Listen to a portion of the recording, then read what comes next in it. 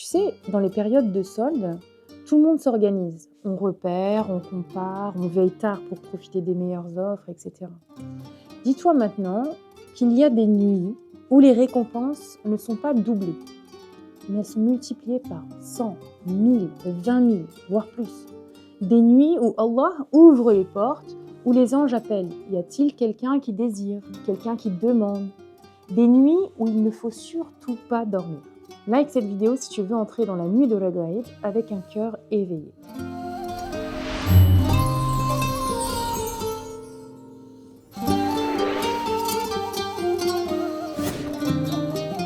Notre saint prophète sallallahu alayhi wa sallam a dit: les invocations faites lors de ces 5 nuits ne sont pas rejetées. La nuit de Raghaib, la nuit de Bara, les nuits du vendredi, la nuit du Fitr et la nuit du sacrifice. Raghaib, c'est le premier vendredi du mois de Rajab. Et c'est un mot qui vient du verbe raghaba, désirer, envier, demander. La nuit de Raghaib, c'est donc celle du désir, la nuit de la demande, la nuit où l'âme révèle ce qu'elle veut vraiment. Et pourtant, une question se pose. Que cherchons-nous réellement en cette nuit? Les biens du monde ou les biens de l'éternité? Et comment retrouver le vrai sens spirituel de Raghaib? Le mot Raghaib, comme on l'a dit, signifie désir, aspiration profonde, ce vers quoi le cœur se tourne vraiment. Durant cette nuit, selon notre prophète sallallahu alayhi wa sallam, les anges sont mandatés pour rechercher sur terre des cœurs implorant Allah, et ils appellent donc: y a-t-il quelqu'un qui veut être pardonné? Y a-t-il quelqu'un qui cherche la subsistance? Y a-t-il quelqu'un qui demande la miséricorde? Et les récompenses durant cette nuit, eh bien, elles sont incroyables. Une bonne action vaut 10 en un jour normal, 100 en Rajab, puis plus tard 300 en Sha'ban et 1000 en Ramadan, puis 20 000 durant les nuits bénies comme Raghaib et Bara, et 30 000 durant la nuit du destin. Allah ne nous laisse pas seuls et pas sans aide en ce bas monde. C'est un peu comme dans les jeux vidéo où vous obtenez des facilités, des bonus, des power-ups qui multiplient vos récoltes. Allah, en certaines occasions, nous permet d'avoir des récompenses supplémentaires. Une seule nuit peut parfois valoir une vie entière d'adoration. En général, nous désirons tous les mêmes choses: le confort, la réussite matérielle, les postes, l'estime sociale. Mais cette nuit de Raghaib révèle le véritable ordre de nos priorités. Alors, si notre désir est tourné vers le monde s'ouvrira. Mais si notre désir est tourné vers Allah, alors c'est son agrément que nous visons. C'est pour ça que certains vivent cette nuit comme une renaissance, comme une des rares occasions de voir s'exaucer leur plus grande prière. Si ces nuits ne changent rien en nous, éveillent aucun enthousiasme, il faut se remettre en question. Peut-être compressons-nous la religion dans ces nuits spéciales alors qu'elles doivent être un boost, un nouveau départ? Est-ce que nous lisons le Coran sans chercher à le comprendre? Il est impératif de compléter sa lecture par les tafsirs, les hadiths, la lumière des grands savants. Nous prions peut-être sans fournir d'efforts pour se transformer. Certes, il est fondamental de prier, mais la prière, ici l'invocation, repose sur 2 piliers. L'un est l'invocation par la parole, qu'on connaît, à savoir celle qui sort du cœur et que l'on dit. L'autre est la prière par l'action, qui accompagne les invocations par des mesures et des actions. On ne peut pas s'attendre à réussir un examen uniquement en priant. Il est indispensable de réviser et de fournir un effort pour obtenir le résultat escompté. Une dernière erreur qu'on ferait durant ces nuits, ce serait peut-être que, aussi alléchantes soient-elles, les récompenses doivent être un moyen de nous rapprocher d'Allah plutôt qu'un objectif à atteindre. Nous avons tendance à chercher la récompense plutôt que la proximité à Allah. En résumé, il faudrait d'abord qu'on s'ouvre sincèrement à la guidance d'Allah, car si la vérité ne change pas nos vies, c'est qu'elle n'a pas fait sa place dans notre cœur. Voilà pourquoi nos Raghaib, nos Miraj, nos Barat passent sans que nos vies changent. Raghaib, c'est une sorte de nuit test, une nuit de loyauté où nous avons l'occasion de répondre à une invitation d'Allah, car Raghaib, c'est une des portes qui s'ouvrent au royaume divin. La question est, est-ce qu'on est présent devant Allah ou est-ce qu'on est endormi dans nos priorités? Alors que le ghaib est une nuit où Allah demande que désires-tu vraiment, les vrais désirs de l'âme sont la purification, la foi profonde et sincère, la fidélité, la rectitude morale, la proximité divine, le service sincère, la lumière du Coran, la force de vivre le tawhid dans le quotidien. Voilà pourquoi le ghaib n'est pas une nuit de récitation, mais une nuit de décision. C'est le moment de prendre les bonnes résolutions, de se détacher un peu plus de ce qui nous détourne dans le monde.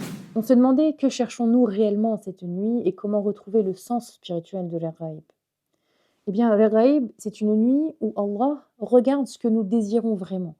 Si nous désirons le monde, nous repartons avec le monde.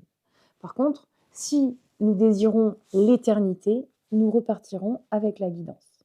Le ghaib n'est donc pas seulement une nuit de récompense, mais une nuit de recentrage, une nuit d'intention, une nuit où l'âme reconnaît et confirme enfin ce qu'elle veut devenir. Cette nuit de ghaib, c'est l'annonce du Ramadan qui approche. Nous entrons dans un marathon. C'est l'occasion idéale pour commencer à s'entraîner. Entraîner notre corps et notre esprit à jeûner et à s'ouvrir spirituellement en multipliant les journées de jeûne, les invocations, les temps de lecture et de méditation sur le Coran. Avant de vous laisser sur quelques paroles de Houdia Effendi où il répond à une question sur comment passer cette nuit de ghaib, invoquons ensemble notre Créateur miséricordieux, tout miséricordieux.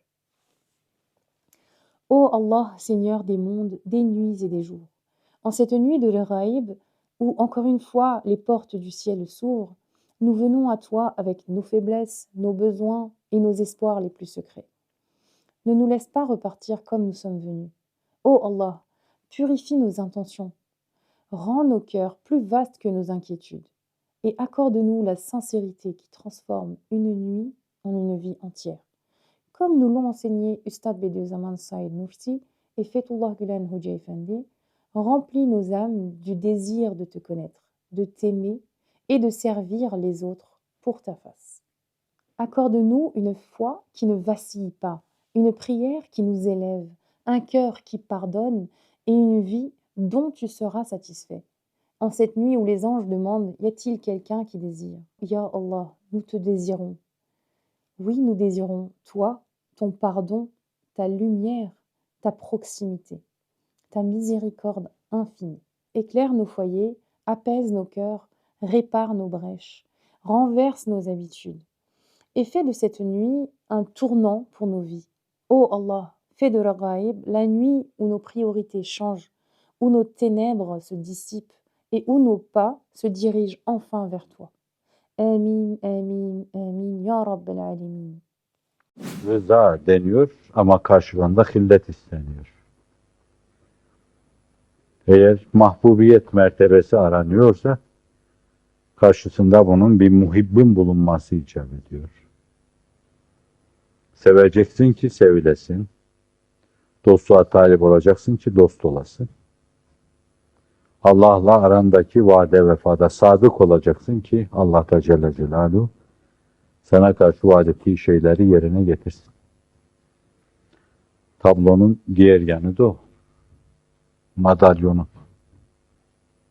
Değişik yerlerde mağdur olan bazı arkadaşlarımız var.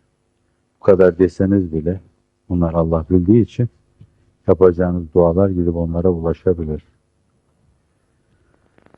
Dünyanın değişik yerlerinde kadre uğrayan Müslümanlar var. İstiyordum ki arkadaşlarımız bazıları aralarında taksim etsinler. Kur'an'ı okumasını bilenler bölüştürsünler, Fetih Suresini okusunlar. Tabi bu saatten sonra 19 defa okuma çünkü 2 saatten fazla sürüyor. 11'lere gider ulaşır. Kur'an-ı Kerim'i iyi okuyanlar ben de okurum. 19 tane baba yiğit varsa onlar usulünce 19 defa Fetih Suresini okusunlar. Onu okuyamayacaklar. Bizim gibi ümmiler varsa onlar da Nasr Suresini okusun. Allah'tan nusret istesinler. Ne kadar kalıyorsa böyle 1000 tane Nasr Suresi okunsa Allah'tan bize fütuhat-ı ihsan etmesi isterse. Evet. Bilmem onun dışında kalan arkadaşlar götürseler evlerinde de okusalar, burada okudukları gibi yarın da devam etseler. Biz arkadaşlarla aramızda okuyoruz da 4444 defa Salat Tefrici okusunlar. Bir de öyle bir taksim yapılsa bu mübarek gece regaibi böyle bir rağbetle ona karşı böyle bir rağbetle değerlendirsek inşallah Teala. Hacet namazı kılsak, dua etsek, Allah benliğimize takılmaktan, gururdan, kibirden bizi muhafaza buyursun. İddiasız, beklentisiz, nefer olma mülazasıyla ebedlere kadar Kur'an-ı Kerim'e hizmette daim kılsın. İsteklerinde, dileklerinde bulunalım inşallah Teala. Ben istiyordum bunu diyeyim. Demiş kabul ediyorsanız yaparsınız. N'oubliez pas de liker, de commenter et de vous abonner tout en activant la cloche pour ne rien rater à l'occasion des prochaines nuits spéciales. Assalamu alaikum wa rahmatullah wa barakatuh. Confluence, c'est le point de rencontre entre la science, la foi et la quête de sens. Là où la connaissance éclaire la spiritualité et où la croyance dialogue avec la raison. À travers ces pages, Confluence explore la vie, la nature, l'humain et les grandes questions qui façonnent notre époque. Une invitation à penser autrement, à croire différemment, à vivre pleinement. Abonnez-vous à Confluence, le magazine de la vie, de la science et de la croyance.